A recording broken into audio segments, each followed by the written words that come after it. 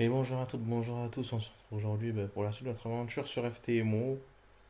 Et voilà, comme vous pouvez voir sur la courbe, pas vraiment d'évolution, hein, pas vraiment d'évolution. Le mois d'août il a été plutôt compliqué pour moi.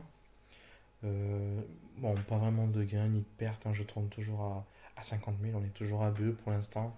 On était monté jusqu'à 3 000, il me semble quasiment. Bon, là je suis à 50 000, du coup je suis toujours à 50 000, on était à moins 1%, puis moins 0,5, à chaque fois je remonte comme ça en divisant. Sinon, voilà, je fais bon, j'ai pas tout filmé, j'ai pas filmé tous les trades, hein, j'avais un peu la flemme de tout filmer, je vous avoue, mais j'essaierai de filmer un maximum de trades et de vous les sortir. C'est vrai que ça fait un moment que j'ai pas filmé de mon trading, mais sinon, oui, tous les jours, on est là, voilà, on essaie d'avancer petit à petit, de contrôler surtout la gestion, de gérer la gestion du capital, de gérer nos trades, de gérer le drill, la psychologie. Voilà, je vous mets quelques trades voilà, que j'ai fait. Je vais pas tous vous les montrer parce que bon, j'ai pas tout filmé. Je vous mets juste un trade qui s'est passé dans la semaine là et le trade d'aujourd'hui, du 26 août. Voilà, aujourd'hui, j'ai enchaîné avec une perte et un gain. Le prix il était très saccadé. Il était saccadé aujourd'hui sur le S, sur les NQ finalement. Bon, à la fin, il est devenu plus clair, plus lisible pour moi en tout cas. On a une prise de liquidité plus MSS, retest, breaker, bloc baissier.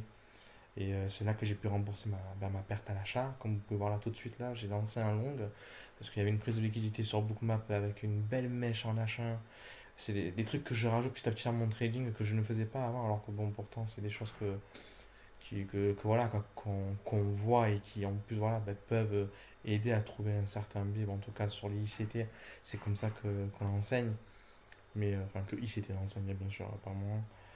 Mais oui, oui, bien, je rajoute quelques cordes à mon arc.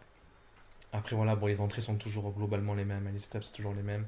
Bon, là, le trade était plutôt bien parti. Après, voilà, comme vous voyez, ça a saccadé, c'est parti dans le mauvais sens, et puis ça nous a stoppé. J'en ai repris un deuxième.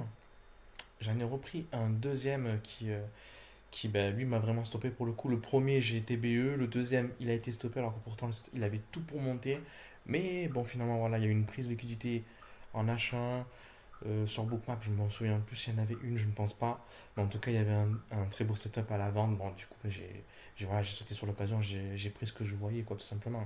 Ce que moi je vois et que je fais régulièrement en drill sur les backtests. Ça, c'est un setup voilà, que j'ai l'habitude de voir et que bon, quand je l'ai vu se manifester devant moi, j'ai pas hésité à le prendre, quoi. Voilà, donc bon, du coup, sinon, pas grand chose. Hein, juste, voilà, je mets à jour le compte. Voilà, toujours à BE. Un mois d'août assez compliqué. On verra ce que ça donne cette semaine, on verra le mois de septembre ce que ça va donner. Voilà, comme d'habitude, on contrôle, on essaie de toujours rester équilibré dans les pertes et de tenir compte des pertes et du capital. J'ai vraiment des règles très strictes au niveau de mes pertes. Et sinon, pour le reste, voilà, c'est d'essayer d'être le plus robot possible, d'essayer d'être le plus sans émotion possible, de faire juste ce qu'on a l'habitude de faire en backtest. C'est-à-dire prendre nos setups comme on les prend. Après, voilà, je mets de certains outils petit à petit, je me donne encore plus bah, de, comment dire, de façon de travailler, quoi. Je me donne encore un peu plus de tips, quoi, pour essayer de prendre et de filtrer au mieux mes setups. Et puis on verra ce que ça donne, hein. En backtest, c'est plutôt pas mal. Sur le papier, c'est pas mal depuis plusieurs mois, depuis même une année, voire un peu plus, un an et demi déjà. Après, voilà, le problème, c'était surtout la gestion de l'émotion, de la psychologie. Mais à force, voilà, c'est pour ça que, voilà, je vais pas non plus faire une vidéo trop longue. Mais c'est ce que moi je dis, hein, c'est que il faut déjà maîtriser une technique, voilà, qu'on qu'on apprécie, que ce soit footprint, ICT, chartiste, ce que vous voulez. Il faut faire une technique voilà, qui vous correspond. Voilà.